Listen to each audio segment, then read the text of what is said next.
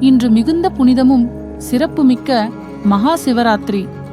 பக்தர்கள் பலரும் சிவனை வழிபட்டு விரதம் இருந்து பக்தியுடன் இந்த இரவை கடந்து செல்கின்றனர். இந்த புனித இரவு சிவபெருமானின் திருவருளை பெற மிகச் சிறந்த சந்தர்ப்பமாகும். சிவராத்திரியின் மூல காரணம் புராணங்களில் விவரிக்கப்படுகிறது. ஒரு முறையிலே சந்திரன், நந்தி மற்றும் தேவர்கள் சிவனை புகழ்ந்து வழிபட்டனர். இந்த நாளில் சிவபெருமான் பார்வதி தேவியுடன் திருமணமானார் என்பதும் ஒரு முக்கியமான கருதுகோள். முன்பொரு காலத்தில் ஒரு பரம பக்தன் இருந்தான். அவன் ஒவ்வொரு சிவராத்திரிக்கும் விரதம் இருந்து சிவனை முழு பக்தியுடன் நினைத்தான். ஒரு நாள் அவன் காட்டில் ஒரு மரத்திற்கீழ் தங்க அங்கு தானாகவே ஒரு சிவலிங்கத்தை உருவாக்கி இலைகளால் அபிஷேகம் செய்தான்.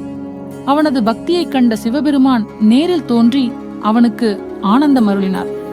இந்த நாளில் பக்தர்கள் விரதம் இருந்து முழு இரவும் விழிப்புணர்வுடன் சிவனை நினைக்க வேண்டும்.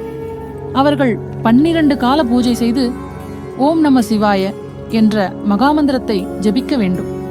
இது பக்தர்களின் பாவங்களை நீக்கி சிவபெருமானின் அருள் கிடைக்கச் செய்யும். மகா சிவராத்திரி ஒரு விசேஷமான நாள். இந்த நாளில் சிவபெருமான் தாண்டவ நடனம் ஆடுவார் என்றும் நம்பப்படுகிறது. சிவனுடைய தாண்டவம் என்பது உலக நடப்புகளின் பரிணாமத்தை குறிக்கின்றது.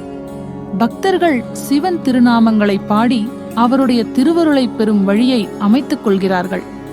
இந்த மகா சிவராத்திரி நாளில் நாம் அனைவரும் சிவனை நினைத்து அவரது திருவருளை நாடுவோம். பக்தி மற்றும் ஒழுக்கத்துடன் சிவராத்திரியை அனுபவிப்போம். அனைவருக்கும் மகா சிவராத்திரி நல்வாழ்த்துகள்.